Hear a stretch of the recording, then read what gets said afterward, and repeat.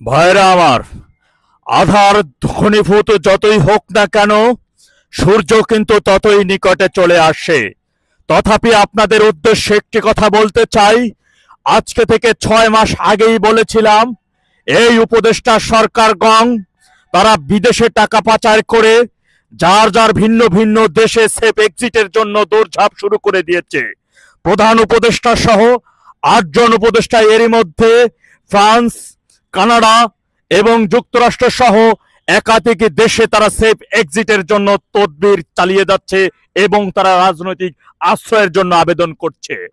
আনন্দের খবর হচ্ছে, তারা কেউই রাজনৈতিক আশ্রয় পাবে না, কেননা তারা কেউ রাজনৈতিক ব্যক্তি নন।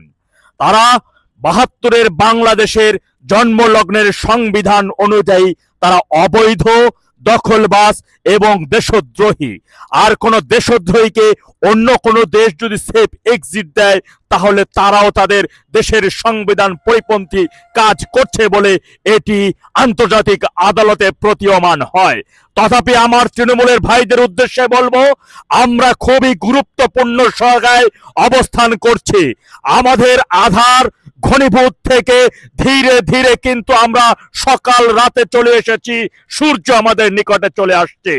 যে কোনো সময়ই কিন্তু নেত্রীর একটি চূড়ান্ত ডাকের মাধ্যমে হাতে সময় খুব অল্প স্বল্প থাকবে, যে ডাকের পরপরই কিন্তু আমাদেরকে রাস্তায় নেমে পড়তে হবে এবং দুর্বার একটি আন্দোলনের মাধ্যমে এই মাটি থেকে, এই মানচিত্র থেকে, এই মানচিত্রের মধ্যে থাকা তারা 71-72-এর সংবিধান অনুযায়ী যারাই দেশদ্রোহিতা করেছে, যারা ইতিমধ্যে দেশদ্রোহিতার অভিযোগ যাদের দিকে আসছে, তাদেরকে আমরা দেশের মাটিতে রেখেই এই দেশের মধ্যেই ঝুলিয়ে দেব ইনশাআল্লাহ। তাই নিজেদের মধ্যে প্রস্তুতি এবং আরো নিজেদের মধ্যে যোগাযোগ বৃদ্ধি করাই এখন প্রধান কাজ।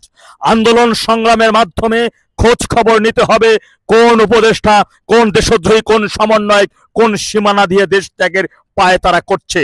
চোখ কান খোলা রাখতে হবে, ওদের দিকে দৃষ্টি রাখতে হবে। মনে রাখতে হবে, ওরা যেন এই দেশ থেকে কোনোভাবে দেশের মানচিত্র অতিক্রম করতে না পারে। তথা আমি আপনাদের উদ্দেশ্যে আরো একটি সুখবর দিতে চাই, ওরা কিন্তু কোনো অবস্থাতেই সহজেই দেশের মানচিত্র ত্যাগ করতে পারবে না। কেননা বাংলাদেশের চতুর্দিকে ভারত অধ্যুষিত, ভারতের পুরো অংশ। তাই ওরা ওখান থেকে যেতে হলে মায়ানমার যেতে হবে। কিন্তু মায়ানমারের সরকারের সাথে এরই মধ্যে এই দেশদ্রোহী ডেভিল ইনুস মায়ানমারের সরকারের সাথে তারা শত্রুতা করে এই যে কুকি চীন মানে বিদ্রোহীদের যেভাবে তাদেরকে আত করেছিল, তাই মায়ানমারে তারা তাদের স্থান হবে না, দেশ থেকে চলে যাবে ওরা পাকিস্তানে। ওদের জন্য সর্বাধিক সহায়তার হাত পেতে বসে আছে। সঠিক সময়ের মধ্যে যদি ভারতের যে অধ্যুষিত যে জায়গা আকাশসীমা অতিক্রম করে পাকিস্তানে যেতে হবে, সেটা যদি বন্ধ হয়ে যায়, ওদের যাওয়ার রাস্তা ধীরে ধীরে বন্ধ হয়ে যাবে। তাই আমাদেরও চোখ কান খোলা রাখতে হবে।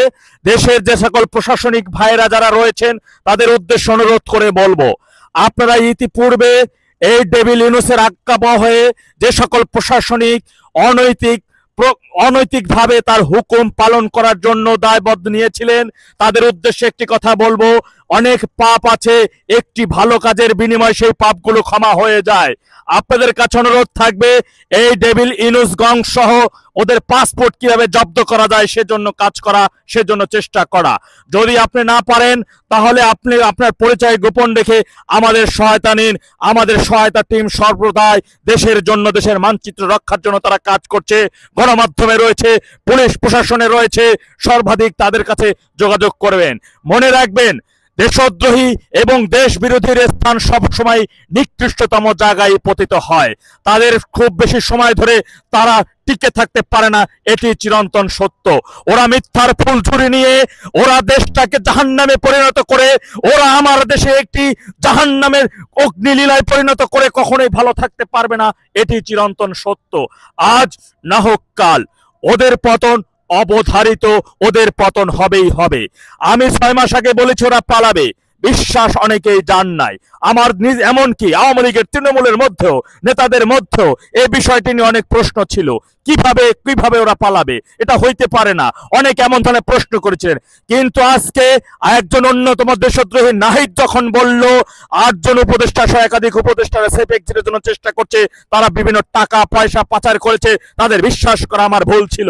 এই কথার মাধ্যমে দেশবাসী সহ তৃণমূলের নেতা কর্মীদের উদ্দেশ্যে বলতে চাই, সত্যতা পেয়েছেন, ওদের মধ্যে একটা ভীত কাজ করছে।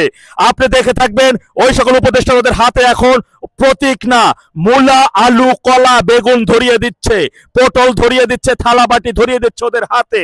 কেননা ওদের অবস্থা খুবই এখন সংকটাপন্ন। ওরা এখন হুঙ্কার দিয়ে মিডিয়ার সামনে বড় গলায় কথা বলে আপনাকে হুঙ্কার দিবে, এটি ওদের, এর বাইরে ওরা আর কিছুই করতে পারবে না।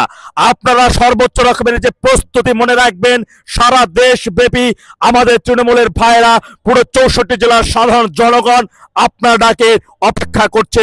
আপনি কখন একটি মিছিল নেবেন, সেই মিছিলে তারা অংশ নেবে। দেশের মানুষজন আজকে ভালো নাই। দেশের বেগুনের কেজি যদি হয় 300 টাকা, প্রতিটা দ্রব্য মূল্য আজকে আকাশচুম্বী দাম। তাই দেশের মানুষ এখন মুক্তির জন্য, মানচিত্র রক্ষার জন্য, সার্বভৌমত্ব রক্ষার জন্য ঐক্যবদ্ধ হচ্ছে, সোচ্চার হয়েছে এবং আপনার নির্দেশ, আপনার ডাকের অপেক্ষায় রয়েছে। তাই তৃণমূলের ভাইদের উদ্দেশ্যে বলবো, আপনারা সজাগ দৃষ্টি রাখতে হবে। আমাদের নেত্রী যে কোনো সময় খুব একটা চূড়ান্ত ডাক চলে আসবে, আর সেই ডাকের প্রতীক্ষায় প্রতিদিন প্রতি মুহূর্ত যে সকল পুলিশ সদস্য, র্যাব আপনাদের বাড়িতে, ঘর বাড়িতে বিনা উস্কানিতে বিনা ওয়ারেন্টে গ্রেফতার করছে, ওদের ব্যক্তিগত ফোন নাম্বার কালেক্ট করুন, ওদের নাম কালেক্ট করুন, কোন ব্যাংকে চাকরি করছে সেই বিষয়টি কালেক্ট করুন। মনে রাখবেন, ওই আইন শৃঙ্খলা বাহিনীর মধ্যে লুকিয়ে থাকা এই সকল দেশদ্রোহীদেরও বিচার করা হবে নির্মম ভাবে। ওরা একটি কথাই বলে যে আওয়ামী লীগ পালিয়ে গেছে, সেই আওয়ামী লীগই বলে অন্যকে পালিয়ে যাও। না, আওয়ামী লীগ পালিয়ে যায় নাই। চিরন্তন সত্য কথা, আওয়ামী লীগ সভানেত্রী প্রধানমন্ত্রী শেখ হাসিনাকে দেশ থেকে বাধ্য করেছিল। কিন্তু 24-এর 5 আগস্টের পরে যখন দেখেছি একজন না দুজন না হাজার হাজার দেশদ্রোহী পেয়েছি, হাজার হাজার দেশদ্রোহী দেশের মানচিত্রকে তারা ক্ষুণ্ণ করছে। তাই এত হাজার হাজার দেশদ্রোহীকে ঝুলানোর জন্য যে পরিমাণ রশি দরকার, সেই রশি আনার জন্য শেখ হাসিনার নির্দেশে আওয়ামী লীগের নেতা কর্মীরা এক দেশ থেকে অন্য দেশে গিয়েছে রশি যোগান দিতে, রশি কেনার জন্য। আওয়ামী লীগের কেউ পালায় নাই, তারা দেশদ্রোহীদের ঝুলানোর উদ্দেশ্যে রশি নেওয়ার জন্য অন্য একটি দেশে এসেছে, রশি ম্যানেজ হয়ে গেছে, খুব শীঘ্রই রশি নিয়ে দেশে তারা আসবে এবং ওদেরকে একাধারে গণহারে ঝুলিয়ে দেবে ইনশাআল্লাহ। আপনারা সজাগ দৃষ্টি রাখুন, মনোবল দৃঢ় রাখুন। আমরা খুব শীঘ্রই একে এক মিলিয়ে, কাঁধে কাঁধ মিলিয়ে রাজপথে স্লোগান দেব, চারিদিকে কাঁপিয়ে তুলবো জয় বাংলা জয় বঙ্গবন্ধু স্লোগানে কাঁপাবো দিক বিদিক। মোরা আওয়ামী লীগ, মোরা ছাত্রলীগ, মোরা যুবলীগ, ইনশাআল্লাহ।